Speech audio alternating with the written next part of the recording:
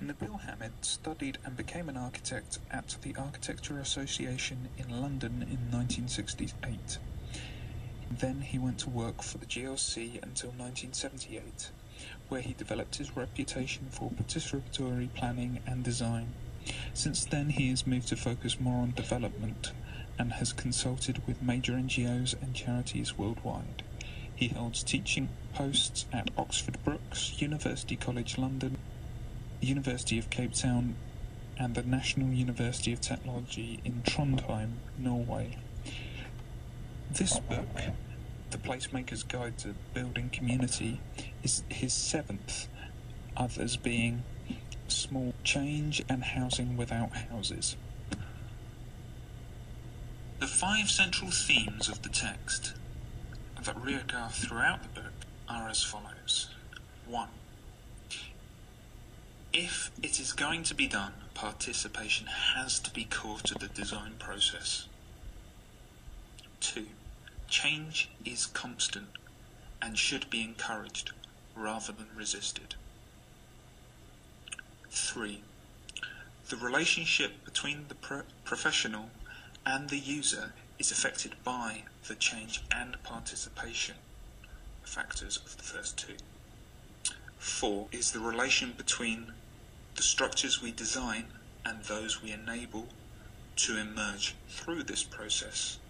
And 5thly is making small interventions to create a big change. The central theories of this text are based on modern ideas, reinventing conventions and challenging the paradigms of experts to simplify the presentations of potential projects to the public to ensure better relevance and understanding. As David Sanderson says, our sector is too full of overly complex and indecipherable models and diagrams, page 20. The preceding methods of participatory practice, which presented an opposing view to this text, did not enable full engagement of the public, and as a result there was a lack of sense of ownership. Opposing views are considered within the text. For example, on page 98, the issues of participation are debated.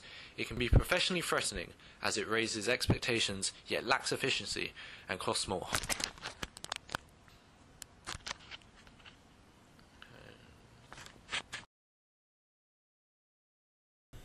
From this, the main ideas or arguments of the text are: for sustainable development and improvement of place to happen, architects and planners need to change their role from experts to enablers, breaking the barriers between them and others. Also, it's as much about making things happen as it is about solving problems. And professionals need to develop a different toolkit than the one they usually use.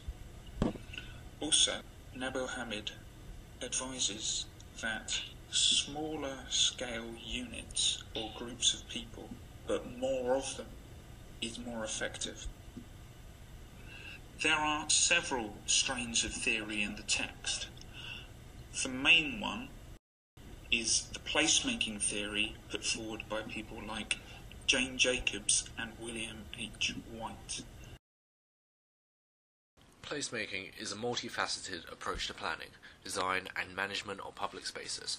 Put simply, it involves looking at, listening to, and asking questions to people who live, work and play in a particular space, to discover their needs and aspirations. The Hebrakan theory states that instead of building houses, we should build support structures within which people can make their own houses.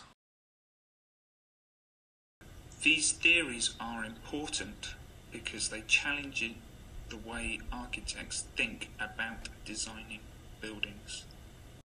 In fact, it is not about designing buildings at all, but enabling positive change in a given community.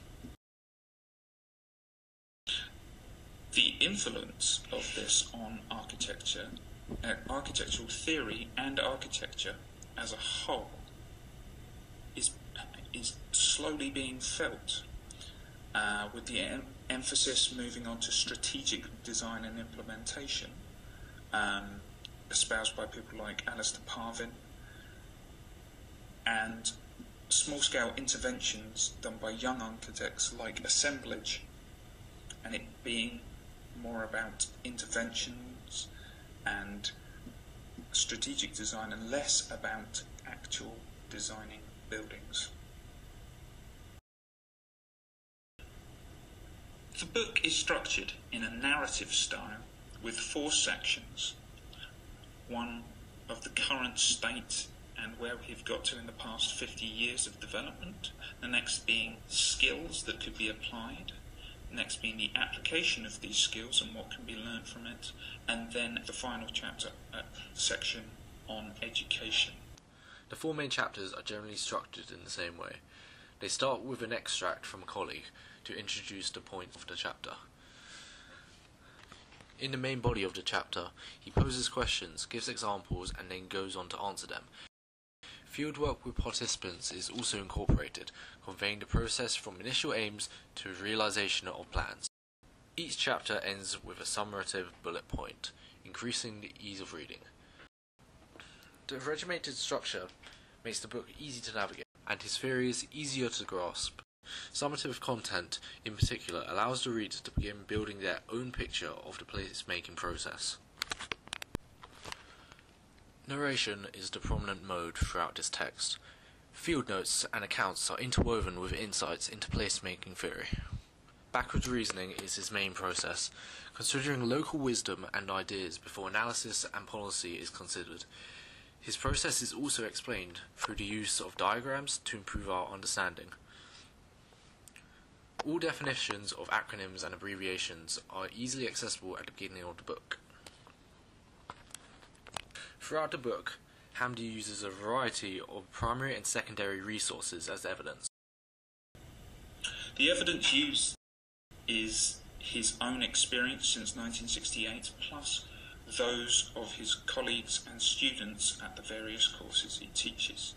Also projects such as those all around the world and those of the various NGOs he has consulted with.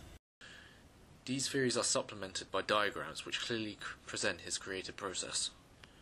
Secondary images, for example, the murals produced at workshops by participants, give external proof of his success in providing accessible knowledge to the layman.